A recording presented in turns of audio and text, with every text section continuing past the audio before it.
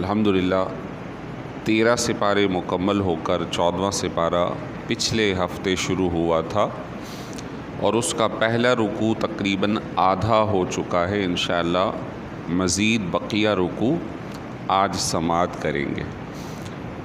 سورہ حجر شروع ہوئی تھی اور حجر ایک علاقہ ہے جو کہ یمن کے قریب ہے۔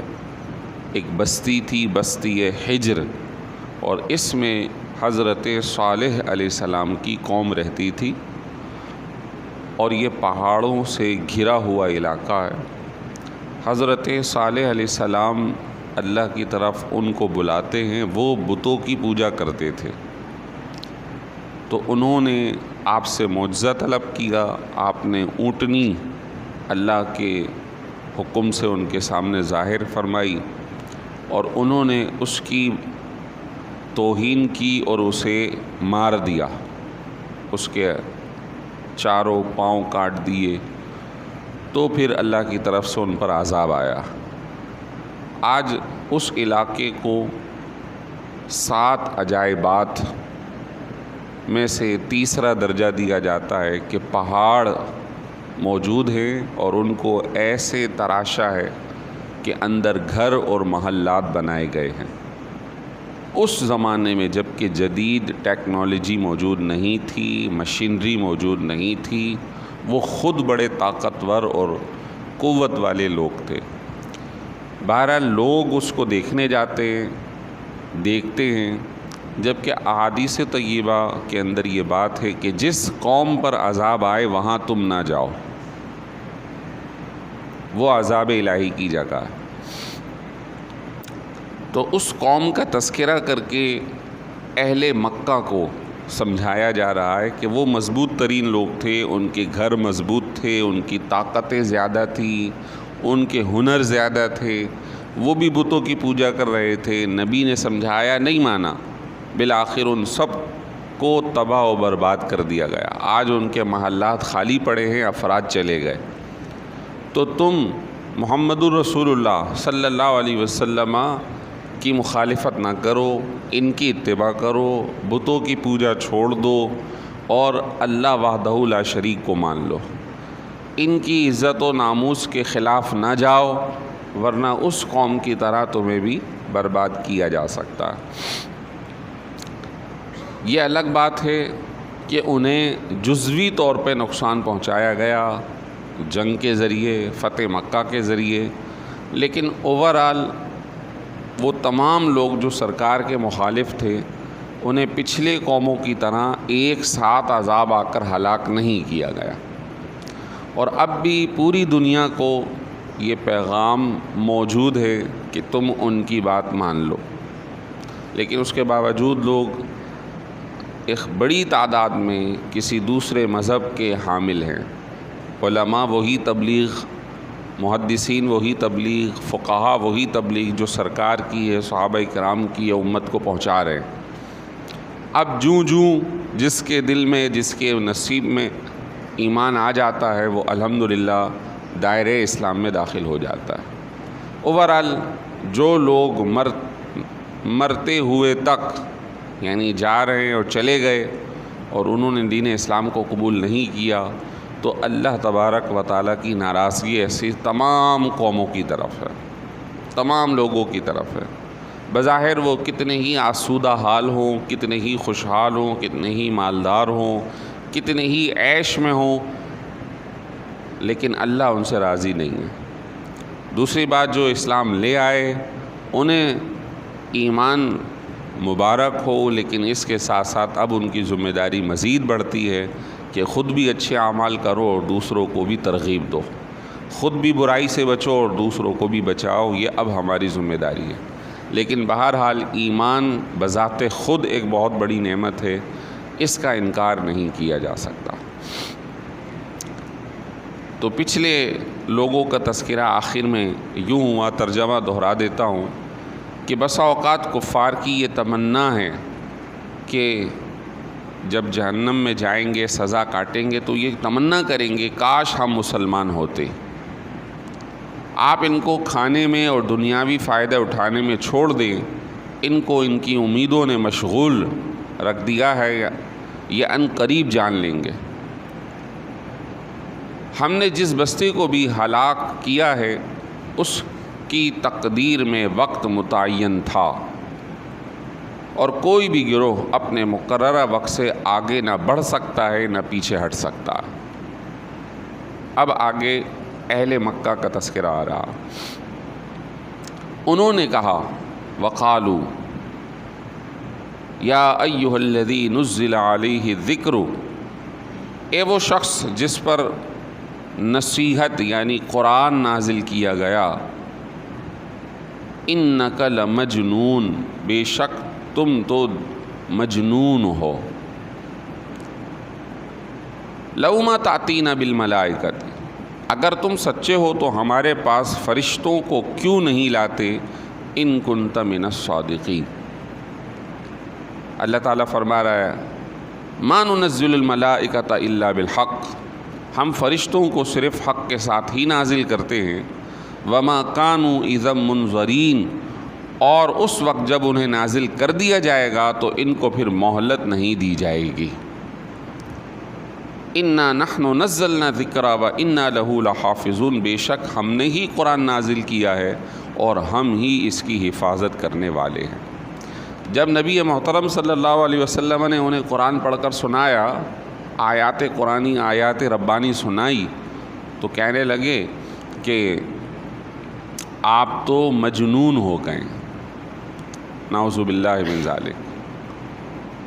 نبی آپ صلی اللہ علیہ وسلم، حضرت موسیٰ، حضرت نوح، بلکہ دیگر تمام انبیاء کے بارے میں قرآن میں آتا ہے کہ جب انہوں نے پیغام الہی ان لوگوں کو دیا ہے، اپنی اپنی قوموں کو، تو وہ قوم اپنے نبی کو یہ سمجھتی تھی کہ یہ ایسی باتیں کر رہے ہیں جو ایک ہوش مند بندہ نہیں کر سکتا، یعنی جنت کی، دوزخ کی، یار کسی نے دیکھا ہی نہیں ہے، یہ کون سے تصورات کی بات کر رہے ہیں، یعنی وہ اسے عجیب سمجھ رہے تھے۔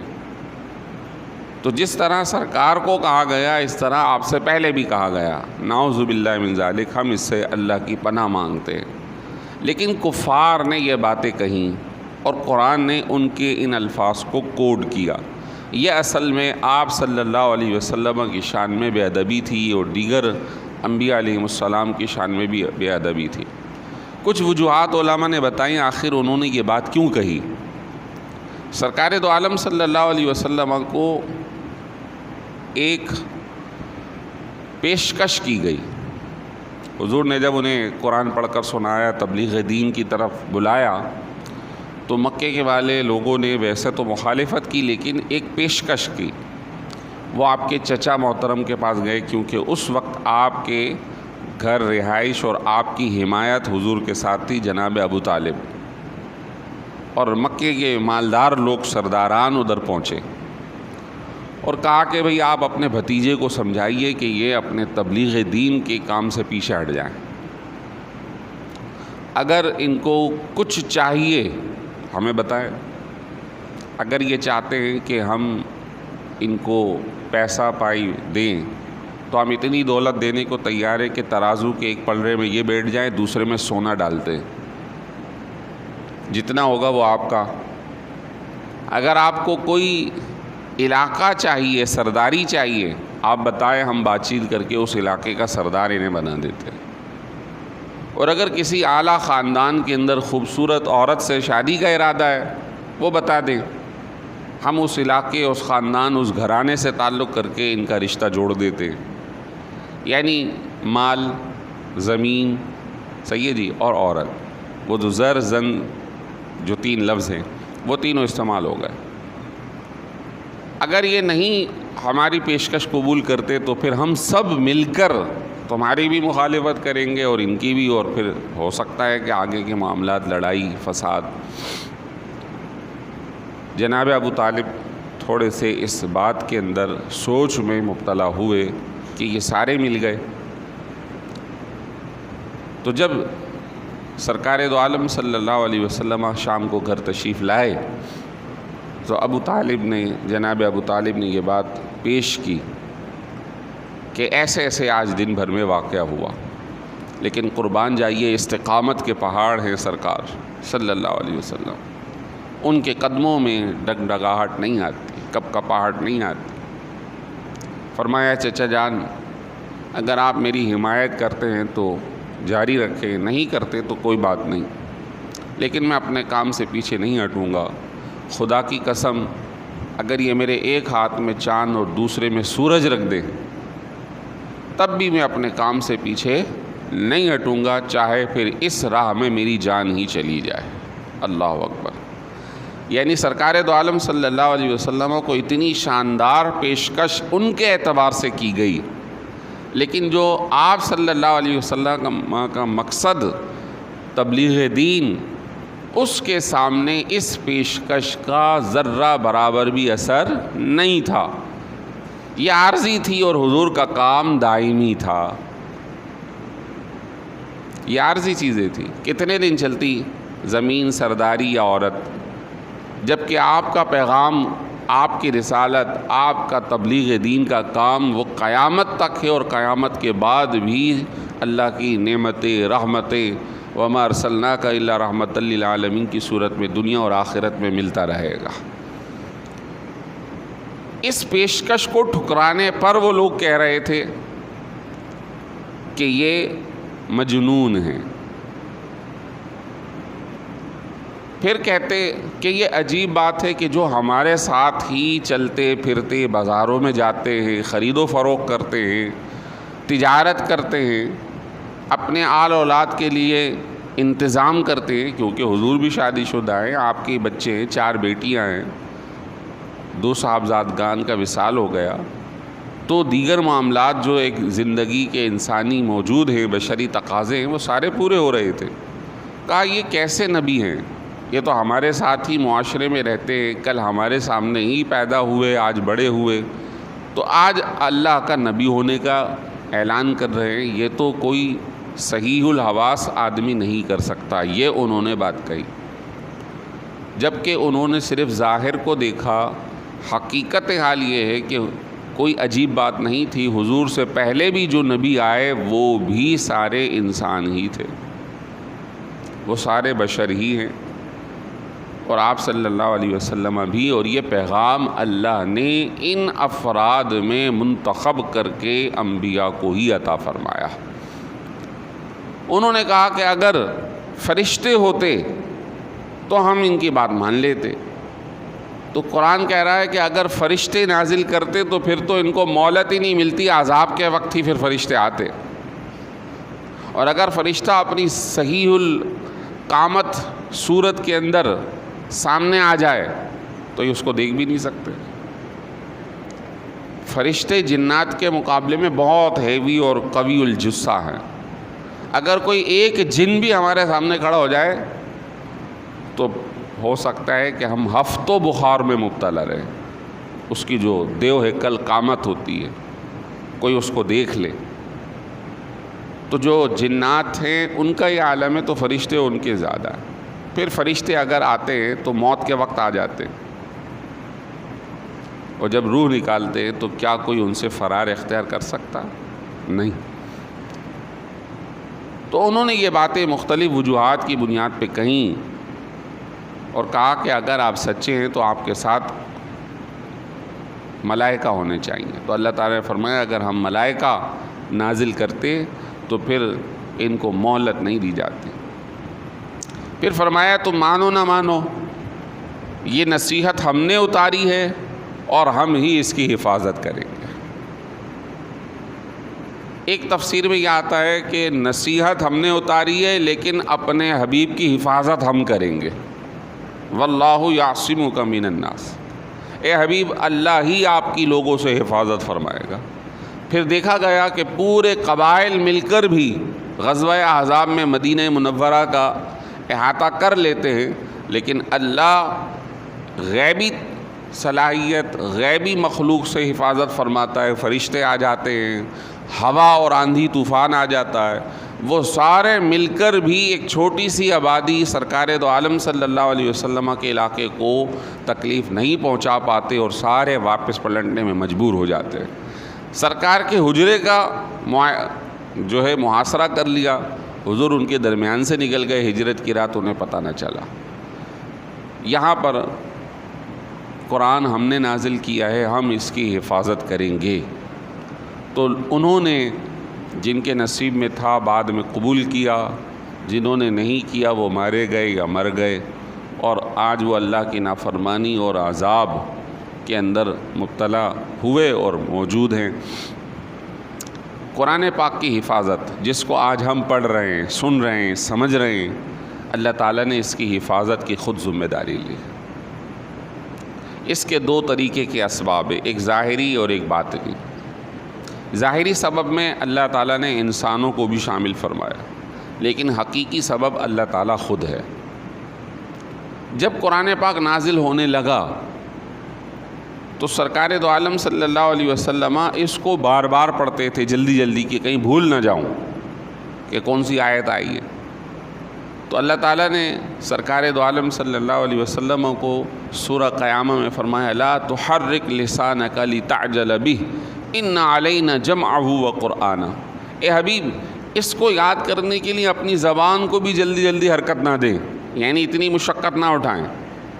اس کا اتارنا، اس کا آپ کے دل میں محفوظ رکھنا، آپ کی زبان سے ادا کروانا یہ ہماری ذمہ داری ہے۔ پھر اترتا تھا اور حضور کو یاد رہتا تھا۔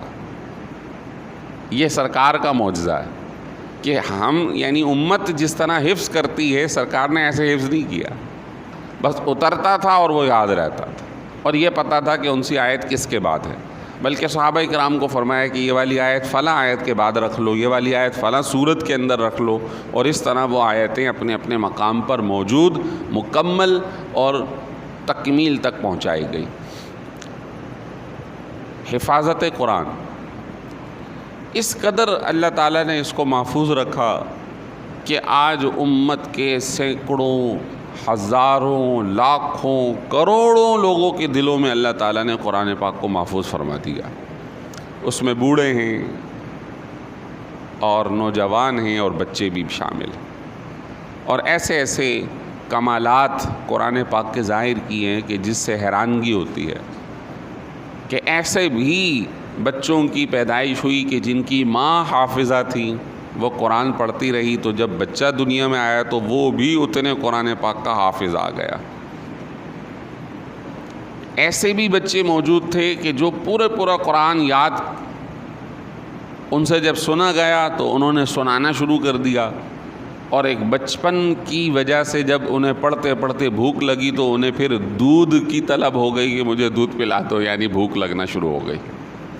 اور ایسے ایسے لوگ کہ جنہوں نے ایک ایک شب میں قرآن پاک یاد کیا، ایک ایک ماہ میں قرآن پاک یاد کیا، اور ایسی صورتحال ہے کہ یہاں کسی کا بھی لحاظ پاس قرآن پاک کی حفاظت میں نہیں رکھا گیا کہ اگر استاد سے بھی غلطی ہوتی ہے تو شاگرد بتا دیتا ہے یہ غلط پڑھ رہے ہیں۔ ایک بوڑھا بھی غلط پڑھے تو ایک چھوٹا نابالغ بچہ بھی کہہ دیتا ہے کہ آپ نے یہاں پہ آیت چھوڑ دی یا زبر یا زیر کی تبدیلی کر دی۔ یعنی اس حفاظت میں کسی کا لحاظ نہیں رکھا گیا، اس قدر اللہ تعالیٰ نے اس کو محفوظ رکھا۔ اور اس کے ساتھ ساتھ حضرت عمر فاروق رضی اللہ تعالیٰ عنہ اس کے پہلے محافظ سمجھے جاتے ہیں کہ جنہوں نے اس قرآن پاک کو کتابی شکل میں اور پھر تراویحوں میں سنانے کے لیے کوششیں کی۔ حضرت صدیق اکبر کے زمانے تک قرآن پاک کتابی شکل میں موجود نہیں تھا۔ وہ کہتے رہے کہ دیکھیں ختم نبوت کی جنگ جو مسیلمہ کذاب کے خلاف ہوئی تھی، ہمارے 70 سے زائد حفاظ صحابہ شہید ہو گئے۔ اگر جنگوں میں جا کر یہ سارے مجاہدین جو حافظ بھی ہیں شہید ہو جائیں گے تو بعد والے لوگوں کو کون پہنچائے گا؟ اتنی جلدی حفظ قرآن لوگ نہیں بھی کر پائیں گے، اس کو تحریر کریں تاکہ یہ محفوظ ہو۔ صدیق اکبر نے منع کیا رضی اللہ عنہ۔ پھر کچھ عرصے کے بعد فرمایا کہ میرا دل کشادہ ہو گیا اور مجھے بھی وہ بات سمجھ آ گئی جو عمر فاروق کو سمجھ آئی۔ پھر ایک صحابی حضرت زید بن ثابت کو، جو بڑے قاری صاحب تھے اور قرآن پاک کے بڑے اچھے حافظ تھے، انہیں مقرر کیا گیا، اور یہ وہ صحابی حضرت زید جن سے سرکار دو عالم صلی اللہ علیہ وسلم فرمایا زید تم مجھے قرآن سناؤ۔ حضرت زید بن ثابت، تو انہوں نے کہا عرض کی قرآن تو آپ پر اترا ہے، فرمایا کہ مجھے حکم ہوا ہے تم سے قرآن سنو۔ عرض کی میرا نام لیا ہے؟ اور میں ہاں تمہارا نام لیا ہے، تو مجھے قرآن پاک سنا۔ وہ رو پڑے۔ تو حضرت زید بن ثابت ہیں، اسی طرح حضرت ابی بن کعب رضی اللہ تعالیٰ عنہ ہیں، یہ کچھ قرہ حضرات تھے جن کی ذمہ داری لگائی گئی بھئی اس کو۔ فرمایا کہ یہ اس قدر بڑی ذمہ داری ہے کہ اگر مجھ سے یہ کہتے پہاڑ توڑ کے ادھر کر دو تو شاید یہ میرے لیے آسان تھا کہ پہاڑ کا معاملہ میرا انفرادی ہے، کر پاؤں تو ٹھیک، نہ کر پاؤں تو اس کی تھوڑی سی سزا، لیکن اگر مجھ سے غلطی ہوتی ہے تو امت کے آخر تک وہ غلطی میرے ذمہ موجود رہے گی۔ لیکن بہرحال فرمایا نہیں، یہ تمہاری ذمہ داری ہے، کرو، اور ہر آیت پہ 2 گواہ ہونے چاہیے۔ پھر وہ قرآن پاک محفوظ کیا جاتا رہا اور الحمدللہ تکمیل تک پہنچ گیا۔ لوگ آتے رہے، شہادتیں دیتے رہے اور کتابی شکل میں جمع ہوتا گیا۔ اور پھر سے عمر فاروق کا اپنا جب زمانہ آیا تو انہوں نے دیکھا کہ مسجد نبوی میں کچھ لوگ 4 5 6 ایک جگہ کھڑے ہیں، 6 8 ادھر کھڑے ہیں، حضرت زید کے پیچھے کچھ لوگ کھڑے ہیں، اور الگ الگ نماز عشاء کے بعد قرآن پاک نماز میں پڑھا جا رہا ہے۔ تو آپ نے فرمایا کل سے ابی بن کعب جو ایک اور بڑے قاری تھے، وہ حافظ ہیں، قرآن پاک سنائیں گے، باقی سب ان کے پیچھے سنیں گے۔ یوں تراویح کا اہتمام انہوں نے شروع کروا دیا، اور اگلے دن پھر نگرانی کے لیے آئے بھی، دیکھوں کہ جو کل مقرر کیا تھا کہ وہ ہو بھی رہا ہے یا نہیں ہو رہا۔ پھر پیچھے سے دیکھا سب کو اور بڑے خوش ہوئے اور کہا نعمت البدعۃ ھذہ، یہ نیا کام کتنا شاندار ہے، یہ نیا کام کتنا شاندار ہے کہ سارے لوگ قرآن کے سننے اور سنانے کے اندر مصروف ہو گئے۔ وہ دن ہے اور آج کا دن ہے، سینکڑوں ہزاروں لاکھوں کی جگہ پر قرآن پاک حفاظ موجود ہیں جو سنا بھی رہے ہیں اور لوگ سن بھی رہے ہیں۔ یہ ان کا ظاہری سبب۔ اس قدر اس کی حفاظت کی گئی کہ تفسیر قرطبی کے اندر جناب ہارون الرشید کے زمانے کا ایک واقعہ لکھا مفسر نے، کہ جناب ہارون الرشید جو کہ عباسی سلطنت کے ایک مخلص حکمران تھے، تو وہ بغداد کے اندر، کیونکہ بغداد اس وقت ایک ہب تھا پڑھنے لکھنے کا، بڑی یونیورسٹی تھی اور بہت بڑا کتب خانہ تھا، تو وہ سالانہ ایک جلسہ، ایک محفل منعقد کیا کرتے تھے حکومتی سطح پر، اور نہ صرف مسلمان بلکہ دیگر مذاہب کے جو لوگ پڑھے لکھے تھے ان کو بلاتے تھے اور ان کے مقالہ جات پڑھے جاتے تھے، یعنی علمی استفادہ اور افادہ۔ ایک جو یونیورسٹیز اور بڑے پروگرامز ہوتے ہیں اس کے اندر لوگ سیمینارز کے اندر کرتے ہیں۔ تو انہوں نے ایک بندے کو دیکھا، وہ یہودی تھا، اس نے بڑی شاندار گفتگو کی، ادھر سے مسلمان علماء نے بھی کی، تو اس کے بارے میں پوچھا تو پتہ چلا وہ یہودی ہے۔ تو اس کو بلا کر کہا کہ تم مسلمان ہو جاؤ، کہ تمہاری ذہانت اور فطانت سے اسلام کو بہت فائدہ ہوگا۔ تو اس نے کہا کہ نہیں، میں اپنے مذہب پر ٹھیک ہوں، یعنی آپ کے پیغام کو اس نے منع کر دیا۔ ٹھیک ہے، بات آئی گئی ہو گئی۔ اگلے سال پھر سیمینار منعقد ہوا، پھر لوگ جمع ہوئے۔ اب کی بار جب وہ شخص آیا تو اس نے قرآن اور اسلام کی حقانیت پر شاندار تقریر کی۔ ہارون رشید بہت حیران ہوئے کہ یہ وہی آدمی ہے، لیکن آج یہ اسلام کی حمایت میں گفتگو کر رہا ہے۔ تو اس کو سیمینار کے بعد بلایا، بھئی کیا بات ہے، آج تو تم نے اسلام کی بات کو کی ہے۔ کہا میں مسلمان ہو گیا۔ اچھا جی، کیسے؟ کہا کہ یہاں سے سیمینار سے اٹھ کر میں گیا اور آپ نے بھی کہا، پھر میں نے سوچا کہ چلو اس کی اسٹڈی کرتے ہیں، دیکھتے ہیں اسلام۔ جب اس نے دیکھا تو کہا کہ ایک طریقہ ہے، میں لوگوں کو جج کرتا ہوں کہ کون صحیح ہے کون غلط ہے۔ تو کہنے لگا میں نے نسخے بنائے، تورات کے بھی، انجیل کے بھی اور قرآن کے بھی، اور ہر نسخے میں جہاں جہاں جگہ موجود تھی اس کے درمیان میں اپنے الفاظ کو داخل کیا۔ پھر بڑی اچھی کتابت کروائی، پہلے تو ہاتھ سے لکھتے تھے، اور اس کی بڑی اچھی جلد کروائی، خوبصورت نسخے بنا کر میں چرچ بھی گیا اور یہودیوں کی عبادت گاہ میں بھی گیا، معبد خانہ جس کو کہتے ہیں، اور مسلمانوں کے کتب خانے لائبریریوں میں گیا جہاں کتابیں بکتی ہیں۔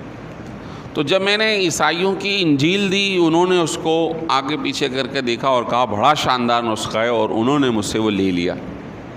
پھر یہودیوں کے پاس بھی گیا، انہوں نے بڑی تعریف کی اور دیکھا کہ بڑا شاندار نسخہ ہے، انہوں نے بھی لے لیا۔